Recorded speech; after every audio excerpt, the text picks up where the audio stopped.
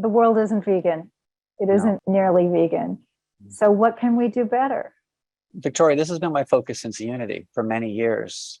This is all I think about at night. Is I just think, like, at least in terms of messaging through media, which is what I do.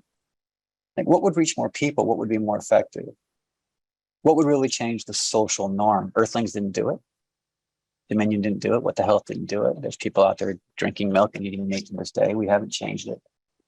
I read an interesting statistic from the top 10 most popular film genres. Documentaries were a woeful number 9 out of 10. And I began talking to some of the guys that I go to raise money, to do projects. And I said, is it possible that we are doing a disservice to the animals and to humanity and the environment by only messaging through this genre? Is it possible we're losing 90% of our audience because we don't do narratives? It's, I saw that in a documentary. I mean, Top Gun's a great example. Let's take a movie like Top Gun. Top Gun, including the original from 30 some odd years ago, probably got more recruits to the Navy who wanted to be pilots than any PSA the Navy ever did or brochure they handed out, or recruitment office. During the pandemic, there was a hit show on Netflix called The Queen's Gambit. It was about chess.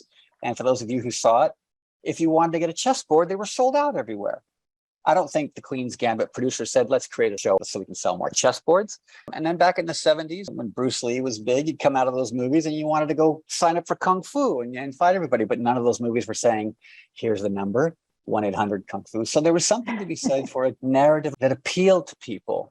If you look at other social justice movements, anti-racism or misogyny or different issues, you'll see it in television shows and films more and more and more. Environment too. What you're not seeing yet is environment connected to speciesism. We're not yet seeing climate change and speciesism as a correlation. Somehow we have to find a way to reach people. And maybe it's a way we've never tried before. We don't have time for a movie to go down in history. We don't have time to cajole people into watching films. I'm just talking about films. I think we need to do everything in our power to reach people on a completely different level, in a Top Gun sort of way, or in a Queen's Gambit sort of way.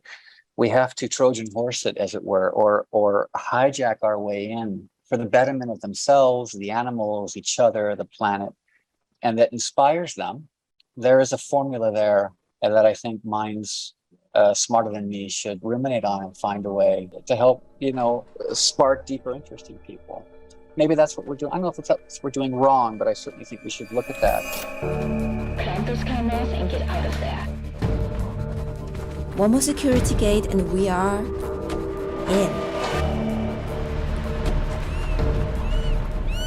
We can't just leave these meerkats here. Look at them. You know the mission. Just plant the cameras. Now that I'm here, it doesn't seem like enough. If the lab catches on, they'll find the cameras and would compromise the entire mission. When the public sees what's going on in the lab, they'll be outraged.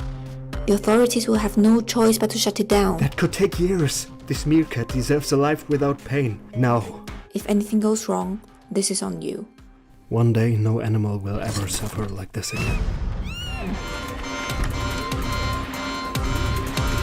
Get out and as far out as you can. Cover them away.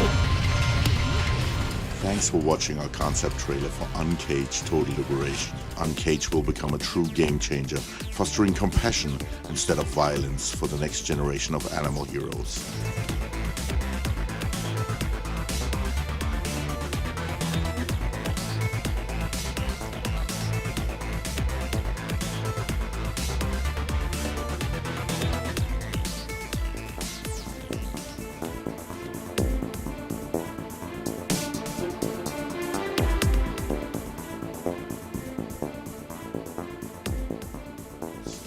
Let's embark on this journey together and uncage the world.